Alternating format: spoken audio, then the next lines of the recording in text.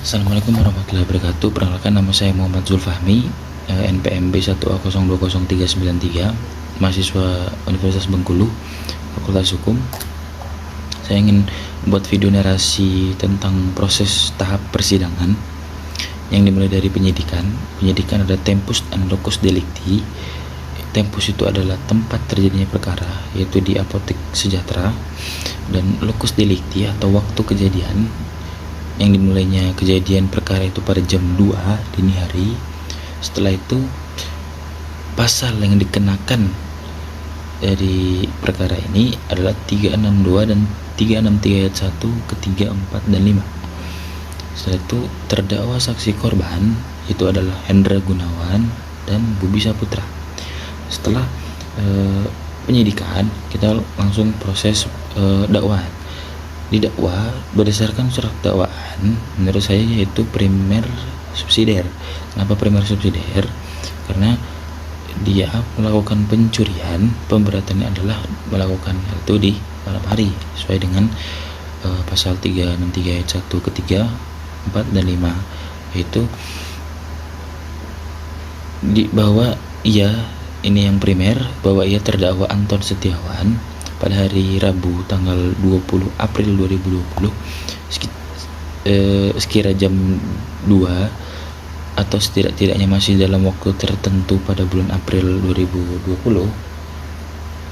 di Apotek Sejahtera di Kota Bengkulu, tepatnya di Jalan WR Supratman, RT 04 RW 03, Pematang Gubernur, Kecamatan Muara Bangkahulu.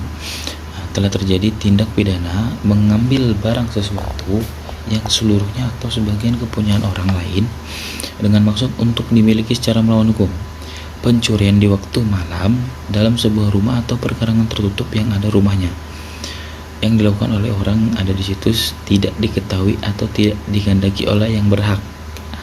Pencurian yang dilakukan oleh 2 orang atau lebih dengan bersekutu, dan pencurian yang untuk masuk ke tempat melakukan kejahatan atau untuk sampai pada barang yang diambil dilakukan dengan merusak, memotong, atau memanjat, atau memakai anak kunci palsu, perintah palsu, atau pakaian jabatan palsu.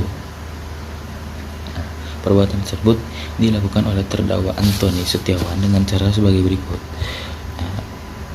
Menceritakan bagaimana si terdakwa melakukan kejadian perkara tersebut. Tepat pukul 2 dini hari, ketiga pelaku tersebut menjalankan aksinya, yaitu Hendra Gunawan dan Bobi Saputra, yang memantau keamanan lokasi menggunakan sepeda motor. Kemudian Anton Setiawan ini yang menggunakan helm, jaket ojek online, sarung tangan, dan membawa tas ransel berwarna hitam memanjat atap apotek tersebut, melawat belakang dan masuk menggunakan linggis dan senter. Setelah berhasil masuk ke bagian loteng dari apotek tersebut untuk menjebol plafon yang kemudian menjadi jalan masuk baginya, Anton Setiawan dalam waktu 5 menit uang sebesar 30 juta yang berada di laci kasir dan lemari penyimpanan berhasil digesek. Kemudian ia langsung bergegas keluar melalui jalan semula. Anton Setiawan tak sengaja memecahkan lemari kaca di apotek tersebut dengan linggis yang digunakannya.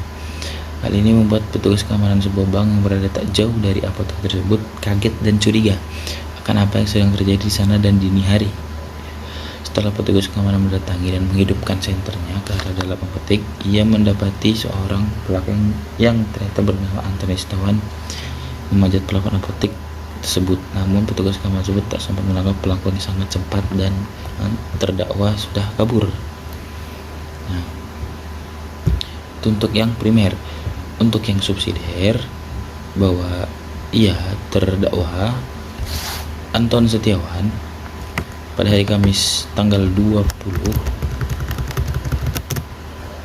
April 2020 sekira jam 2.30, setidaknya masih dalam waktu tertentu pada bulan April 2020 di Apotek Sejahtera di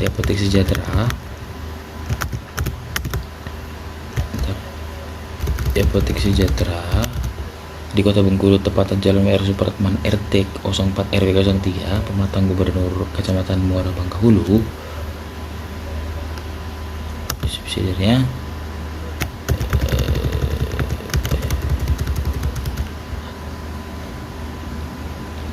telah terjadi tindak pidana mengambil barang sesuatu yang seluruhnya atau sebagian kepunyaan orang lain dengan maksud untuk dimiliki secara melawan hukum.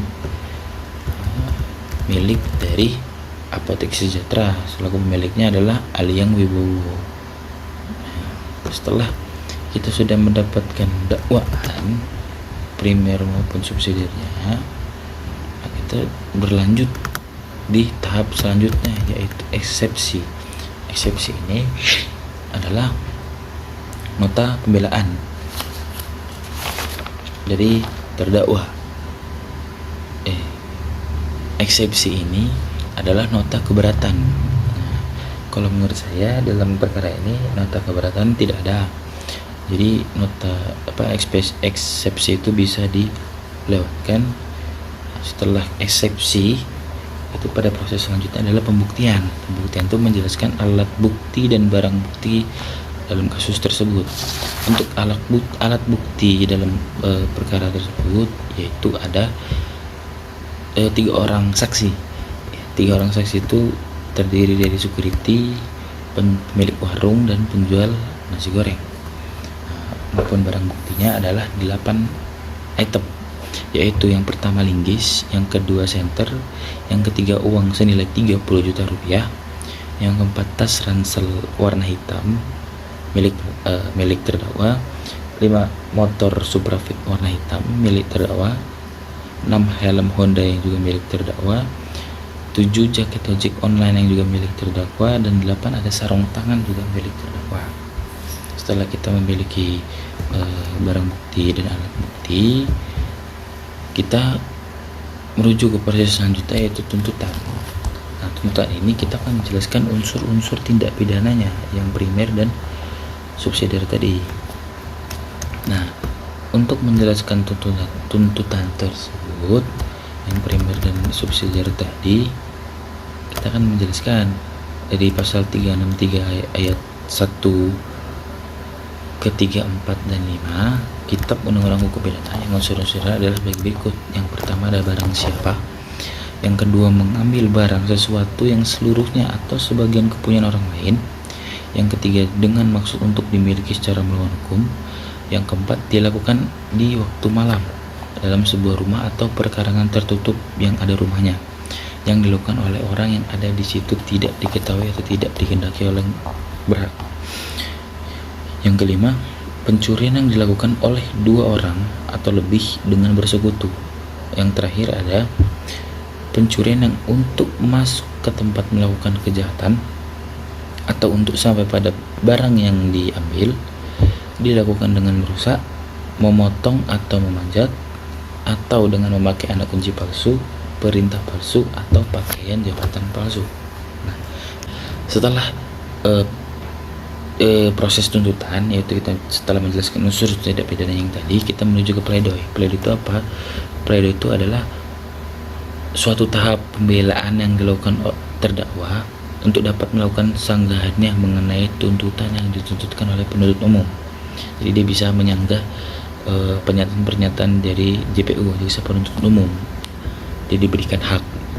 Nah, setelah proses pledoi itu menuju ke proses replik, yang dimana setelah tergugat memberikan jawaban atas gugatan penggugat, maka penggugat diberi kesempatan juga untuk memberi tanggapan atas jawaban dia tadi, yaitu disebut replik. Nah, tujuannya adalah memberikan kesempatan kepada penggugat untuk menjawab bantahan tergugat dalam jawabannya. Setelah melewati proses replik, itu akan melalui proses duplik, yang dimana duplik ini adalah jawaban tergugat terhadap suatu replik yang diajukan oleh penggugat. Nah, menurut saya dari 3 tahapan ini untuk perkara ini tidak ada, karena memang dari 3 unsur ini, pledoi, replik, duplik itu tidak ada. Nah, setelah itu sudah dilewati, itu kita menuju ke tahap akhir, yaitu putusan. Untuk putusan memperhatikan pasal 363 ayat 1 ke 3, 4, dan 5 Kitab Undang-Undang Hukum Pidana dan Undang-Undang Nomor 8 Tahun 1981 tentang hukum acara pidana serta peraturan perundang-undangan lain yang bersangkutan, yang menyatakan bahwa terdakwa Antoni Setiawan terbukti secara sah dan meyakinkan bersalah melakukan tindak pidana pencurian dalam keadaan memberatkan sebagaimana diatur dalam dakwaan primer. Yang kedua, menjatuhkan pidana kepada terdakwa Antoni Setiawan oleh karena itu dengan pidana penjara selama 9 tahun. Yang ketiga, menetapkan masa penangkapan dan penahanan yang telah dijalani terdakwa dikurangkan seluruhnya dari pidana yang dijatuhkan. Yang keempat, menetapkan terdakwa tetap ditahan. Yang kelima, dan menetapkan barang bukti berupa 1 uang senilai 30 juta rupiah, 1 buah linggis, 1 buah senter, 1 buah helm, 1 buah motor Honda Suprafit, 1 buah jaket ojek online, 1 buah sarung tangan, 1 buah tas ransel berwarna hitam, dan membebankan kepada terdakwa membayar biaya perkara sejumlah Rp2.500. Sekian itu yang bisa saya sampaikan untuk tahapan proses sidang. Kurang lebihnya mohon maaf. Wassalamualaikum warahmatullahi wabarakatuh.